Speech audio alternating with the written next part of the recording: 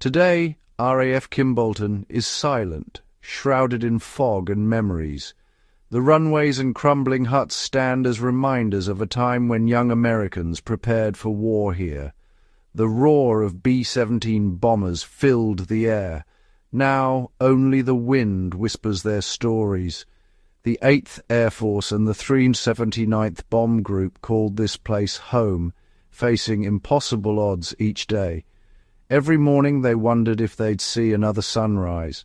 The cracked concrete and overgrown weeds are silent witnesses to hope, fear, and sacrifice.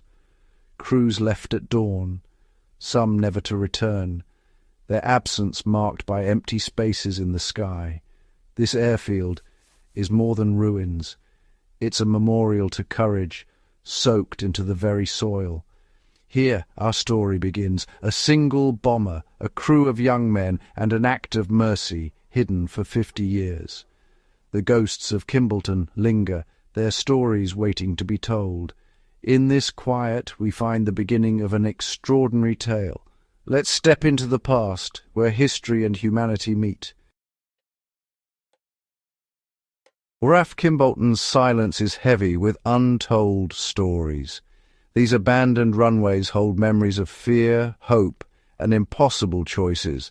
History isn't just battles.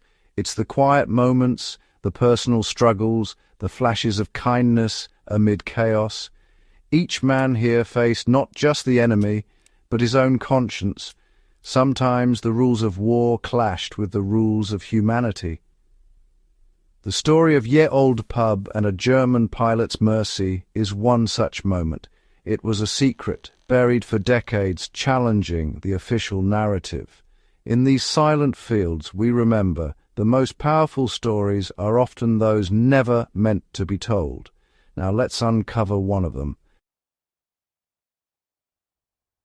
Winter 1943. The skies over Germany were a deadly battleground. The 8th Air Force flew daylight bombing raids, braving flak and relentless Luftwaffe attacks. B-17s, armed but vulnerable, flew in tight formations, hoping for safety in numbers. Crews endured freezing temperatures, thin air, and constant terror. Flak bursts and fighter attacks could tear a bomber apart in seconds. Every mission was a gamble. Few completed the required 25. Losses were staggering. Hundreds of men lost in a single day. It was a war of attrition, fought high above the earth, where survival depended on courage, skill, and luck. For these young men, each flight could be their last. This was the brutal reality awaiting Ye Olde Pub and her crew. Their story would become one of the most remarkable of the war. December 20th, 1943.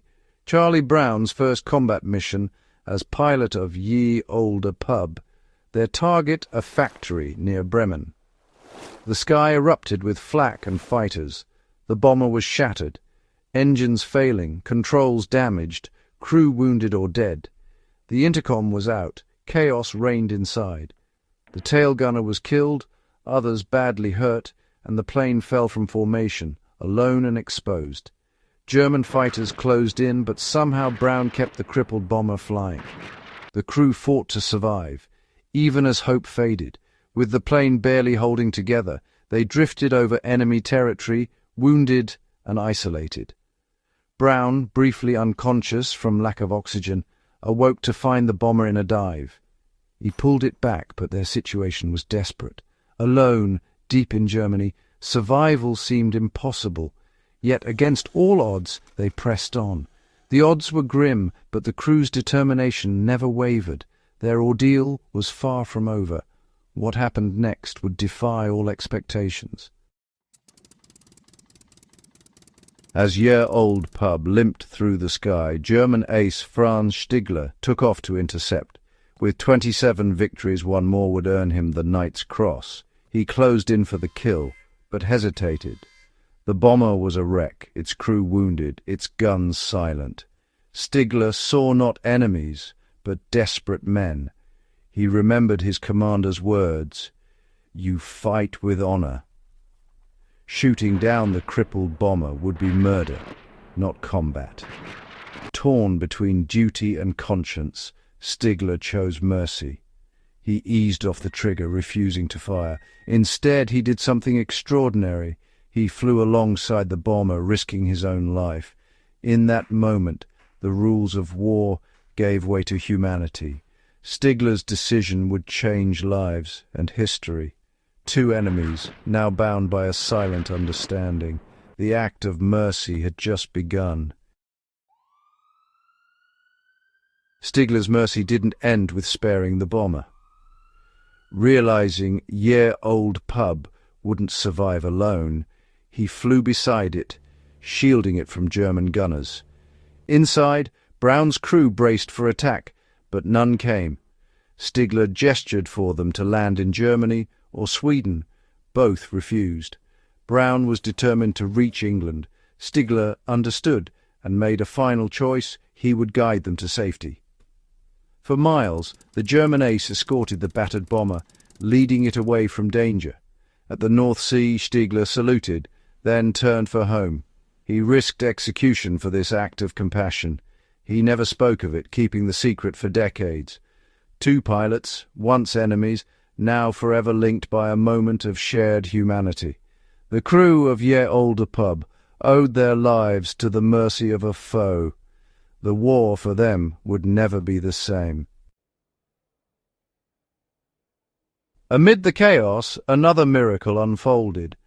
Waist gunner Alex Yelisanko was wounded as Ye Olde Pub descended.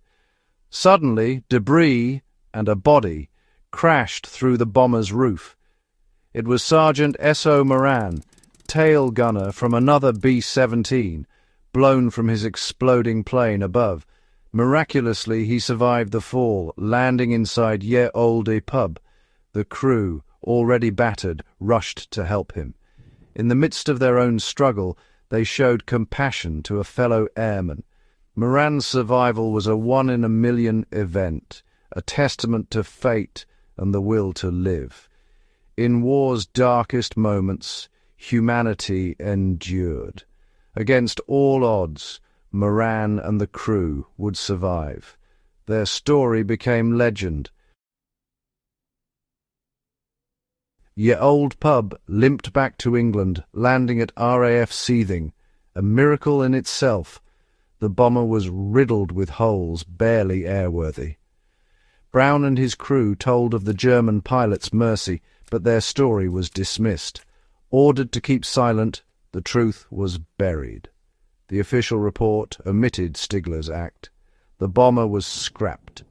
Brown finished his missions, returned home, but never forgot the man who spared him. For over 40 years, both Brown and Stigler kept the secret. Each wondered about the other, their lives forever changed by a single encounter. The world moved on, but the memory endured. Two men on opposite sides carried the weight of an untold story. The silence would last nearly half a century. Decades later, Charlie Brown began searching for the German pilot who spared him. After years of dead ends, Franz Stigler saw Brown's ad and replied, "I was the one." In 1990, the two men met, no longer enemies but friends. Their reunion was emotional, their bond immediate. Brown finally learned why Stigler showed mercy. Honor, not hatred, guided his hand. The two became close friends, sharing their story with the world. They spoke together, teaching that even in war, compassion is possible. Their friendship lasted until their deaths in 2008, just months apart. Once a secret, their story became a lesson in humanity. Enemies became brothers, proving that mercy can outlast war. In the end, their legacy is not just survival, but the power of forgiveness.